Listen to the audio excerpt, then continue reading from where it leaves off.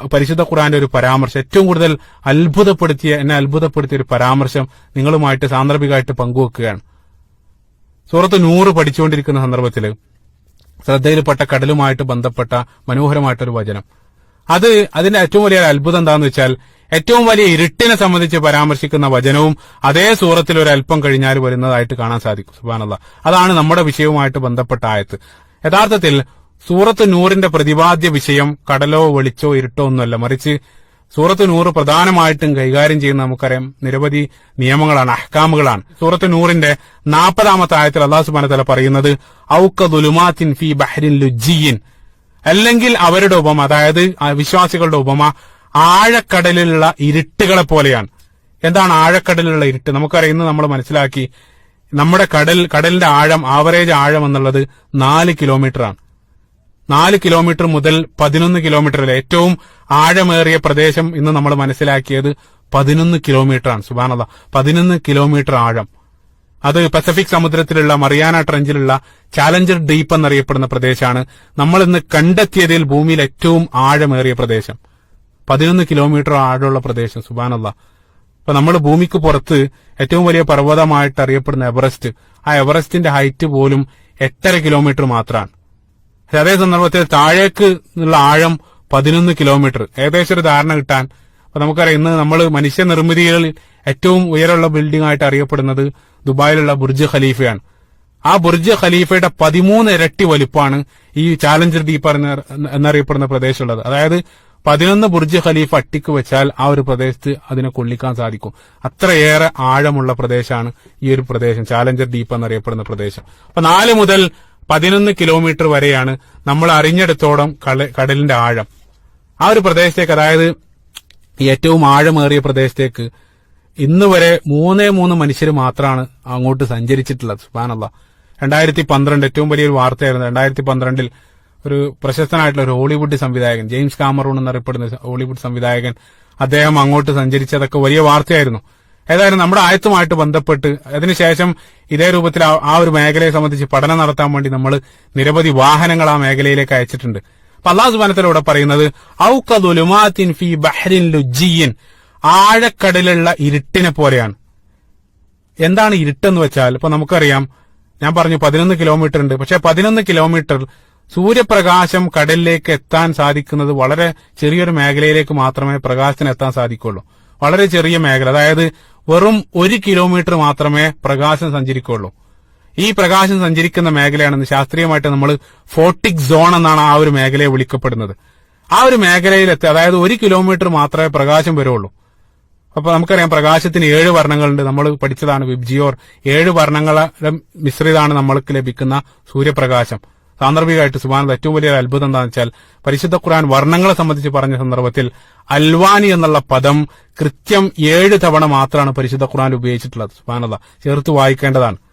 പിന്നീട് നമ്മൾ മനസ്സിലാക്കേണ്ടത്, അതായത് പ്രകാശത്തിനുള്ള 7 വർണ്ണങ്ങളും ഈ സമുദ്രത്തിൽ ചെന്ന് ഇടിക്കുന്ന സന്ദർഭത്തിൽ പ്രകാശത്തിന്റെ 7 വർണ്ണങ്ങളും ക്രമേണയായിട്ട് കടലിലെ ജലം ആഗിരണം ചെയ്യാണ്. അതായത് ആദ്യത്തെ 10 മീറ്റർ എത്തുന്ന സന്ദർഭത്തിൽ തന്നെ ആ 7 വർണ്ണങ്ങളിൽ ഏറ്റവും തരംഗദൈർഘ്യം കൂടിയ ചുവപ്പ് പ്രകാശത്തെ ജലം ആഗിരണം ചെയ്യും. അതുകൊണ്ട് തന്നെ 10 മീറ്ററിന്റെ അപ്പുറത്തേക്ക് നമ്മൾ പോയിട്ട് നമ്മൾ കൈ മുറിക്കുകയാണെങ്കിൽ നമ്മുടെ രക്തം ചുവന്ന നിറത്തിലായിരിക്കില്ല നമ്മൾ കാണുന്നത്. കാരണം ആ മേഖലയിലേക്ക് ചുവപ്പ് പ്രകാശം, അതായത് ദൃശ്യപ്രകാശത്തിലെ 7 വർണ്ണങ്ങളിൽ ചുവപ്പ് പ്രകാശം 10 മീറ്ററിന്റെ അടിയിലേക്ക് സഞ്ചരിക്കാൻ സാധ്യമല്ല. അതിനു മുമ്പ് ജലം അതിനെ ആഗിരണം ചെയ്യും. അപ്പൊ ആ മേഖലയിൽ പോയിട്ട് നമ്മൾ കൈമുറിച്ചാൽ നമ്മുടെ രക്തം നീല നിറത്തിലായിരിക്കും കാണുക. സുബ്ഹാനല്ലാഹ്. അപ്പൊ ക്രമേണ ഓരോ കളറുകൾ ജലം ആഗിരണം ചെയ്ത് പിന്നീട് 1 കിലോമീറ്റർ എത്തുന്നതോടുകൂടെ എല്ലാ വെളിച്ചത്തെയും ആഗിരണം ചെയ്ത് പിന്നീട് കൂരിരുട്ടാണ് അവിടെയുള്ള മേഖലകൾ. അബ്സല്യൂട്ട് ഡാർക്ക്നെസ് എന്നൊക്കെ പറയപ്പെടുന്നത് പോലെ കൂരിരുട്ടാണ് പിന്നീട് അങ്ങോട്ടുള്ള ഭാഗം. ഇത് നമ്മൾ മനസ്സിലാക്കിയത് 20-ാം നൂറ്റാണ്ടിലാണ്. സുബ്ഹാനല്ലാഹ്. അവിടെ പരിശുദ്ധ ഖുർആന്റെ പ്രയോഗം എത്ര കൃത്യമാണ്. ദുലുമാത്തിൻ ഫീ ബഹ്രിൻ ലുജ്ജിയിൻ, ആഴക്കടലിലുള്ള ഇരുട്ടിനെ പോലെ. സുബ്ഹാനല്ലാഹ്. എന്നിട്ട് ആയത്തിൽ അല്ലാഹു സുബ്ഹാനഹു വ തആല പറഞ്ഞു, യഅശാഹു മൗജുൻ മിൻ ഫൗഖിഹി മൗജ്, തിരമാല അതിനെ പൊതിയുന്നു. എന്നിട്ട് വിചിത്രമായിട്ടുള്ള കാര്യം എന്താ വെച്ചാൽ, ഒരു പ്രാവശ്യം അല്ലാഹു സുബ്ഹാനഹു വ തആല തിരമാലയെ സംബന്ധിച്ച് പറഞ്ഞു, പിന്നീട് വീണ്ടും ഫൗഖിഹി മൗജുൻ, അതിനു മീതെ വീണ്ടും തിരമാല. ആഴക്കടലിനെ സംബന്ധിച്ചാണ് പറയുന്നത്. അവിടെ തിരമാലകൾക്ക് മീതെ തിരമാല എന്ന് അള്ളാഹു സുബ്ഹാനഹു വ തആല പറയുന്നു. സുബ്ഹാനല്ലാഹ്. 1960 വരെ നമ്മൾ കരുതിയത് നമ്മൾ കാണുന്ന തിരമാല, അതായത് ഉപരിതലത്തിൽ മാത്രമാണ് ഈ വേവ് അല്ലെങ്കിൽ തിരമാലകൾ എന്നുള്ള പ്രതിഭാസം എന്നാണ് നമ്മൾ മനസ്സിലാക്കിയിരുന്നത്. പക്ഷേ പിന്നീട് നമ്മൾ 20-ാം നൂറ്റാണ്ടിന്റെ മധ്യത്തിലാണ് നമ്മൾ കണ്ടെത്തുന്നത് അകത്തും കടലിനടിയിലും ശക്തമായിട്ടുള്ള തിരമാലകൾ ഉണ്ടെന്നുള്ള യാഥാർത്ഥ്യം അടുത്ത കാലത്താണ് നമ്മൾ കണ്ടത്. ഇപ്പൊ നമുക്കറിയാം, ഇന്ന് നമ്മൾ ചില സന്ദർഭത്തിൽ നമുക്ക് അനുഭവിക്കേണ്ടി വരുന്ന സുനാമിയുടെ കാരണം ഇത്തരത്തിലുള്ള തിരമാലകളാണ്. അതായത് കടലിനടിയിലുള്ള ശക്തമായിട്ടുള്ള ഭൂകമ്പം മൂലം സൃഷ്ടിക്കപ്പെടുന്ന കടലിനടിയിലുള്ള വൻ തിരമാലകൾ, അത് സീസ്മിക് വേവുകൾ എന്നാണ് വിളിക്കുന്നത്. അത്തരം വേവുകൾ അതിശക്തമായിട്ടുള്ള വേഗത്തിൽ സഞ്ചരിച്ച്, അതായത് വേഗത പറയുന്നത് ജെറ്റ് വിമാനത്തെക്കാൾ സ്പീഡാണ് അത്ര. അതായത് മണിക്കൂറിൽ 1000-ലേറെ കിലോമീറ്റർ വേഗതയിൽ സഞ്ചരിച്ചിട്ട് അത് ഉപരിതലത്തിൽ എത്തുന്ന സന്ദർഭത്തിലാണ് അത് സുനാമിയായിട്ട് മാറുന്നത്. അപ്പൊ കടലിന് അടിയിലും ഇത് നമ്മൾ ഉപരിതലത്തിൽ കാണുന്നത് പോലെ കടലിന് അടിഭാഗത്തും തിരമാലകളുണ്ട്. അല്ലാഹു സുബ്ഹാനഹു വ തആല പറഞ്ഞ ആ ഒരു പ്രയോഗം എത്ര കൃത്യമാണ്. സുബ്ഹാനല്ലാഹ്. മൗജുൻ മിൻ ഫൗഖിഹി മൗജുൻ, തിരമാലകൾക്ക് മീതെ തിരമാല. പിന്നീട് സുബ്ഹാനല്ലാഹ്, ഞാൻ നേരത്തെ നമ്മൾ പറഞ്ഞു കൂരിരുട്ടാണ്. ബഹരിൻ ളുലുമാത്തിൻ ലുജി, അല്ലാഹു സുബ്ഹാനഹു വ തആല അവിടെ കൂരിരുട്ടാണെന്ന് പറഞ്ഞുകൊണ്ട് ആരംഭിക്കുന്നത്. അപ്പൊ ആ കൂരിരുട്ട് എന്ന് മാത്രമല്ല, അവിടെ ആ ഒരു മേഖല അതിശക്തമായിട്ടുള്ള തണുപ്പും പ്രഷറും മർദ്ദവും ഒക്കെ ഉള്ള പ്രദേശങ്ങളാണ്. അപ്പൊ നമ്മൾ ഈ 20-ാം നൂറ്റാണ്ട് വരെ നമ്മൾ കരുതിയത് ആ ഒരു മേഖലയിൽ യാതൊരു ജീവിവർഗങ്ങളും ഉണ്ടായിരിക്കില്ല എന്നായിരുന്നു നമ്മൾ കരുതിയത്. കാരണം അതിശക്തമായിട്ടുള്ള ഇരുട്ടും അതേപോലെ തന്നെ ഈ ഒരു തണുപ്പും പ്രഷറൊക്കെ അതിജയിക്കാൻ രൂപത്തിലുള്ള, അല്ലെങ്കിൽ അതിനെ അതിജയിക്കാൻ അനുകൂലമായിട്ടുള്ള ജീവിവർഗങ്ങൾ ഉണ്ടാവില്ല എന്നാണ് നമ്മൾ കരുതിയിരുന്നത്. പക്ഷേ നമ്മൾ കൂടുതൽ പഠനം നടത്തിയ സന്ദർഭത്തിൽ നമ്മൾ വല്ലാതെ നെട്ടുകയുണ്ടായി. കാരണം എന്താന്ന് വെച്ചാൽ കടലിന്റെ ഉപരിതലത്തിലുള്ളതിനേക്കാൾ വൈവിധ്യമാർന്ന മനുഷ്യ ഭാവനകൾക്ക് പോലും അതീതമായിട്ടുള്ള രൂപത്തിലും ഭാവത്തിലുള്ള നിരവധി ജീവിവർഗങ്ങൾ അത്തരം മേഖലകളിൽ ജീവിക്കുന്നതായിട്ട് നമുക്ക് കണ്ടെത്താൻ സാധിച്ചു. സുബ്ഹാനല്ലാഹ്. വലിയ അത്ഭുതമാണ് ആ മേഖലയിൽ ജീവിക്കുന്ന ജീവിവർഗങ്ങൾ. അതിന്റെ ഷേപ്പും അതിന്റെ ഓരോ സവിശേഷതകൾ നമ്മുടെ ഭാവനയിൽ പോലും നമുക്ക് ചിന്തിക്കാൻ കഴിയുന്നതല്ല. ആ രൂപത്തിലുള്ള ജീവിവർഗങ്ങളാണ് ആ കൂരാക്കൂരിട്ടിൽ ജീവിച്ചുകൊണ്ടിരിക്കുന്നത്. പക്ഷേ ഏറ്റവും വലിയ നമ്മൾ മനസ്സിലാക്കേണ്ട ഒരു യാഥാർത്ഥ്യം എന്താ വെച്ചാൽ, അവിടെ ജീവിക്കുന്ന 90 മുതൽ 99% ജീവികൾക്കും ഒരു പ്രത്യേകത ഉണ്ട്. കാരണം എന്താ വെച്ചാൽ അവിടെ എത്രത്തോളം സസ്യങ്ങൾക്ക് വരെ മറ്റ് ഉപരിതലത്തിൽ ജീവിക്കാത്ത ജീവികൾക്കില്ല, അല്ലെങ്കിൽ ഉപരിതലത്തിലുള്ള ജീവികളിൽ നിന്ന് വ്യത്യസ്തമായിട്ട് അതിശക്തമായിട്ടുള്ള ഇരുട്ടിനെ അതിജയിക്കാൻ സ്വയം പ്രകാശം പുറത്തു അല്ലെങ്കിൽ സ്വയം പ്രകാശം ഉൽപ്പാദിപ്പിക്കാനുള്ള കഴിവുണ്ട് അത്തരം ജീവികൾക്ക്. ആ പ്രതിഭാസത്തെ ബയോലൂമിനസൻസ് എന്നാണ് നമ്മൾ വിളിക്കുന്നത്. അതായത് ഇപ്പൊ നമ്മുടെ മിന്നാമിനുങ്ങ് പോലെയുള്ള ജീവികൾ, ശരീരത്തിൽ നിന്നും സ്വയം പ്രകാശം പുറപ്പെടുവിക്കാൻ സാധിക്കുന്ന ജീവിവർഗങ്ങളാണ് അവിടെ ജീവിക്കുന്ന 99% ജീവികളും. പ്രകാശം പ്രധാനമായിട്ട് അവർ ഉപയോഗിക്കുന്നത് 3 കാര്യങ്ങൾക്കാണ്. സുബ്ഹാനല്ലാഹ്. ഒന്നാമതായിട്ട് ആ ഒരു മേഖലയിൽ അവർക്ക് ജീവിക്കാൻ അവയെ സംബന്ധിച്ചിടത്തോളം പ്രകാശം വളരെ അത്യാവശ്യമാണ്. അതേപോലെ തന്നെ രണ്ടാമതായിട്ട് ഇണകളെ ആകർഷിക്കാനും അവരുപയോഗിക്കുന്നത് പ്രകാശമാണ്.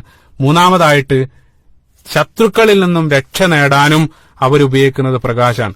ഈ ഒരു മേഖലയിൽ നിരവധി പഠനങ്ങൾ കാണാൻ സാധിക്കും. അതിൽ ഏറ്റവും അത്ഭുതപ്പെടുത്തിയൊരു കാര്യം, അപ്പൊ ആ മേഖലയിൽ ജീവിക്കുന്ന ഒരു ജീവിയാണ് ഫയർ ഷൂട്ടർ എന്നറിയപ്പെടുന്ന ഒരു മത്സ്യം.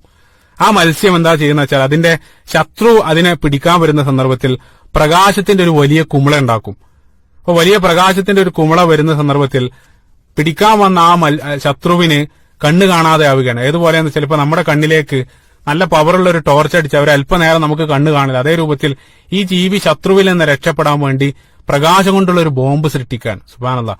അപ്പൊ അവിടെയുള്ള ജീവികൾക്കെല്ലാം അതിജീവനത്തിന് പ്രകാശം അനിവാര്യമാണ്. അതില്ലാതെ അവിടെ ജീവിക്കാൻ സാധ്യമല്ല.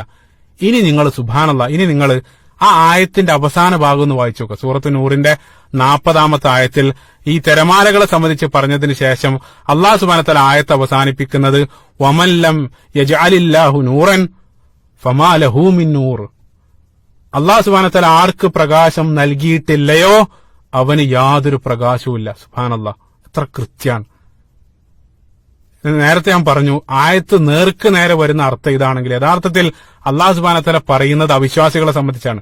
ഭൂമിയിൽ അള്ളാഹു സുബ്ഹാനഹു വ തആല ഹിദായത്തിന്റെ വെളിച്ചം ആർക്ക് നൽകുന്നില്ലയോ അവൻ ഇരുട്ടിലാണെന്നാണ് അള്ളാഹു സുബ്ഹാനഹു വ തആല അവിടെ സ്ഥാപിക്കുന്നത്.